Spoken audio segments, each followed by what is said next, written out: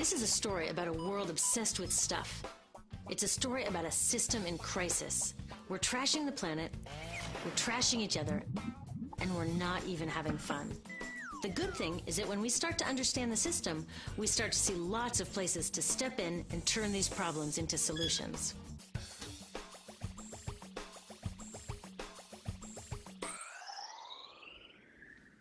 Can I tell you, I love my Pantene Pro V. Of the dozen or so personal care products that I use every day, it's the one I can't live without. Says it gives my dull hair the ultimate cool shine. How does it do that? I was wondering that while I was lathering it in my hair one day, so I read the ingredients right here. Sodium lauryl sulfate, tetrasodium EDTA, methyl isothiazolinone. What is this stuff? I took this list to some scientists who know how to read it. Turns out my Pantene contains a chemical linked to cancer. And lots of other products in my bathroom, from sunscreen to lipstick and even baby shampoo, also contain chemicals linked to cancer or other problems like learning disabilities, asthma, and even damaged sperm. Like most parents, I try to keep my family safe. But now I find out my bathroom is a minefield of toxins? What are we supposed to do? To find out the answers, we have to go back to one of the key features of our materials economy: toxics in, toxics out. If, at the factory, you pour toxic chemicals into a product, like baby shampoo, you're going to wind up with toxic baby shampoo, and toxics in workers, communities, and, babies. So let's take a closer look at this toxic outrage where it seeps into our lives every day, in the bathroom. The average woman in the U.S. uses about 12 personal care products daily. The average man about 6. Each product containing a dozen or more chemicals. Less than 20% of chemicals in cosmetics have been assessed for safety by the industry's safety panel, so we just don't know what they do to us when we use them. Would you fly on an airline that only inspects 20% of its planes? Of course, not all of these chemicals are dangerous, but we know that many are. Some are carcinogens. That means that they can cause cancer. Others are neurotoxins and reproductive toxins, proven to mess up brain development and reproduction in animals. Wait a minute, we're animals too. It's like a giant experiment. We're using all these mystery chemicals and just waiting to see what happens. One thing we do know is that they're getting inside us. I had my body's toxicity levels tested, and I'm loaded with things like mercury, flame retardants, triclosan, and lead. We all are. Even babies are being born pre-polluted. Now, I know we can't live in a lead-free world, but do we have to put lead in our lipstick? I don't know. Maybe it's my fault. Maybe I just bought the wrong thing. At the store, the choices seem endless. I can get lipstick in 49 shades, or shampoo for hair that's too dry, oily, fine, limp, or frizzy. But what about the choices that really matter? Like the choice to buy products that are safe? It turns out the important decisions don't happen when I choose to take a product off the shelf. They happen when companies and governments decide what products should go on the shelves. So who are these companies? This is Procter & Gamble. They're the ones offering me Herbal Essences, the #2 shampoo in the country. It contains toxic petrochemicals made from oil. Since when is oil an herb? On cosmetics labels, words like herbal, natural, even organic have no legal definition. That means that anybody can put anything in a bottle and call it natural, and they do. I mean, can you imagine a top seller called Petro Essences? Gross.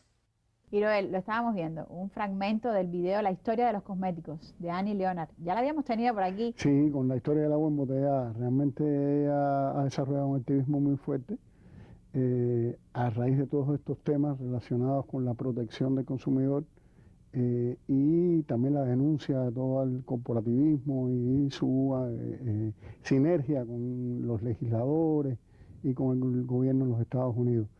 En este material, ¿por dónde va la denuncia, digamos? Bueno, realmente tiene que ver mucho con el programa, o sea, del uso de la mujer como objeto, pero también como objeto de la manipulación y su tratamiento no como una ciudadana, sino como una consumidora. O sea, una persona a la que hay que llevar a comprar un grupo de cosas innecesarias, no solamente, sino que hacen daño a la salud. Peligrosas, dañinas. Y no solo a ella, sino a su familia, a sus hijos.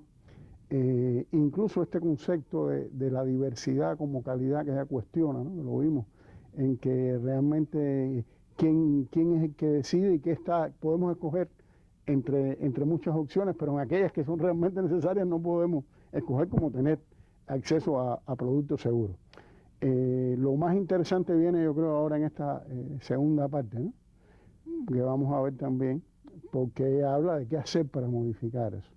De todas maneras, yo creo que es un tema muy importante, a pesar de que pueda parecer epitelial, hablar de los maquillajes y de los productos cosméticos, eso es puro colorete, y cómo detrás de eso hay un iceberg gigante. No, imagínate tú, lo que habría que preguntarse es por qué esa situación tan evidente no se puede modificar en un país, pues supuestamente... No se puede o no se quiere. Bueno, es que para modificarlo hay que hacer leyes, y las leyes las hacen los legisladores, y los que dan el dinero para que los legisladores sean electos son las empresas que producen estos cosméticos, ¿no? Igual que no se puede hacer una ley para limitar las armas de fuego, porque los que dan el dinero son los que producen las armas, y eso para ser electo legislador hace falta ese dinero, ¿no? Hay un círculo donde se cierra y termina en un imposible, ¿no? Vamos a ver entonces cómo termina esta historia, o cómo empieza, no sabemos. Definitivamente. Gracias, Hiroy. No, gracias a ti. What's even nastier are hair relaxers marketed to 5-year-olds and skin whitening creams. These are super toxic, both in their ingredients and in the message they send about what beauty is. Ooh, here's Estee Lauder offering me a chance to help find a cure for breast cancer.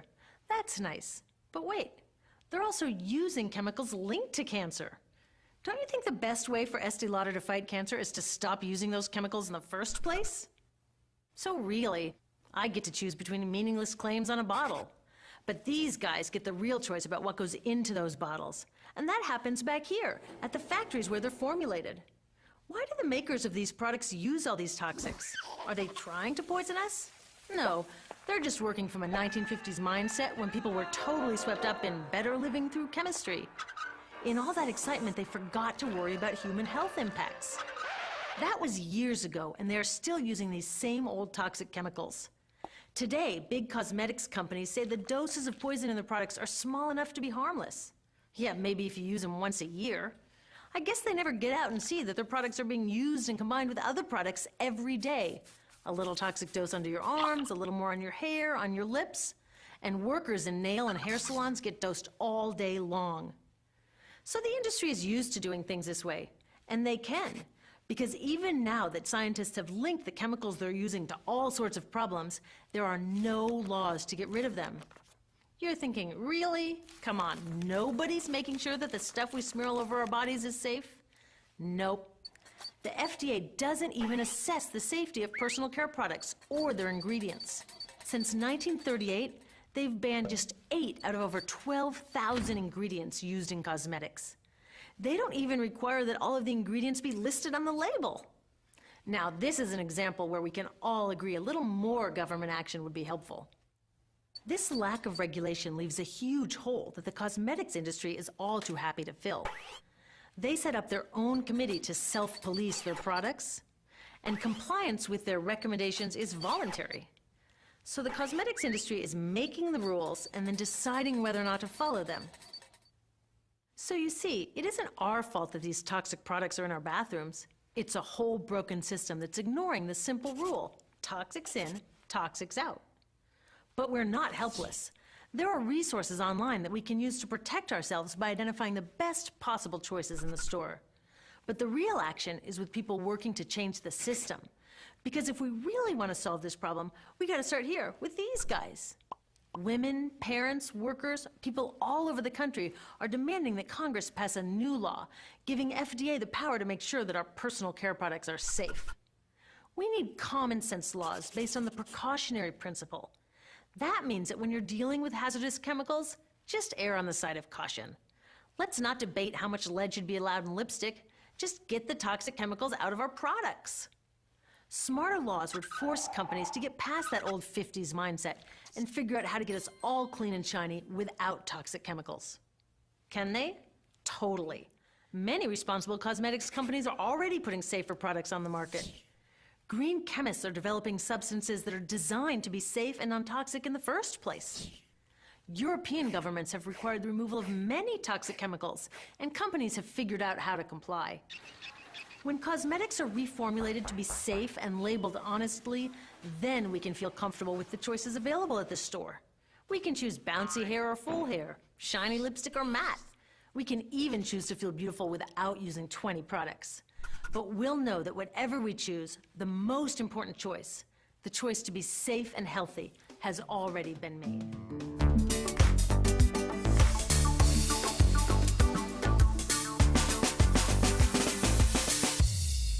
Para ilustrar nuestras pupilas, Omar, con alguien que extrañamente no habías traído tú, Me a place. ese director. Me place traer a la pupila ilustrada a uno de los grandes y tal vez últimos genios del cine, el danés Lars von Triers. Podíamos haber traído, dado el tema del programa, su clásica y muy vista Danzar en la oscuridad, o Danzando en la oscuridad. Pero nos decidimos por algo más raro en su cinematografía, tal vez lo más raro de su cinematografía, que es Los 5 obstáculos, The Five Obstructions en inglés. Una película que también aborda de algún modo, de otro modo, a la mujer, a veces a la mujer como deseo, como objeto, y la coloca en distintos escenarios. Pero hay que explicar un poco qué es esta película a caballo entre la ficción y el documental. Von Trier, tirado por la admiración que siente hacia un cineasta de cuando él era adolescente o joven, que tiene una película que se llama El hombre perfecto, danés como él, Jørgen Len, invita a Len a servir de conejillo de indias de obstáculos que él le va a poner para volver a ver, casi 40 años después, esa película célebre de Jørgen Len, El hombre perfecto. Y de ahí vienen los 5 obstáculos, que son 5 escenarios, 5 lenguajes, 5 dramas técnicos que el viejo director debe vencer ante el nuevo, y de donde resulta una película extraordinariamente interesante en el sentido de los avatares de la creación, más allá de la creación cinematográfica, de la creación del pensamiento, de los conceptos, y cómo debe enfrentarlos el artista. También de los dilemas éticos ante algunos de esos obstáculos. Se vienen a filmar a Cuba, a la India, cómo los escenarios cambian también la relación con el material cinematográfico. Una película que solo podía salir de ese niño terrible que es Lars von Trier, y que traemos aquí y que tenemos que volver a traer a la pupila ilustrada. Pues gracias, Omar, por esta rareza de hoy. Los dejamos con el fragmento. Hasta la semana que viene. Mens man tænker, jeg plejer at ryge cigar om aftenen i Haiti, når jeg har spist. Samtidig, når det skal være særlig godt, så en havaneser. Hvordan er det geografisk? Det hænger sammen? Er det Cuba ligger hvor i forhold til? Cuba ligger meget nær Haiti. Jeg har aldrig været i Cuba. Nej. På Cuba. Nej, det skulle jo næsten så være en af tingene, som skulle optages på Cuba. Det var jo et nærliggende. Karsten, har vi budget til, at den første af de små film bliver optaget på Cuba? Så du må selv tage nogle mennesker med derover, eller hvordan du vil arbejde. Det er klart, om du vil arbejde dokumentarisk, eller... Jeg vil jo helst lave et rum derovre også. Altså Ja. en skærm, det kan være en skærm eller sådan noget, ikke? Jo, det er ærgerligt. Det er ærgerligt. Det må du ikke så. Er det rigtigt? Ja. Jeg skal ikke sige, hvad jeg vil. Nej, det er det, du ikke skal sige. Nu har du allerede sagt det, så... Ingen skærm. Nej. Okay. Så, nu skal du ikke sige mere, Jørgen, for det er fint. Ej, jeg glæder mig allerede til at se den film. Ja. Det bliver da fantastisk. Er det den første? Det er den første.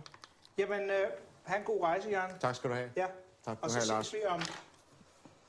Ja, du siger til. Ja.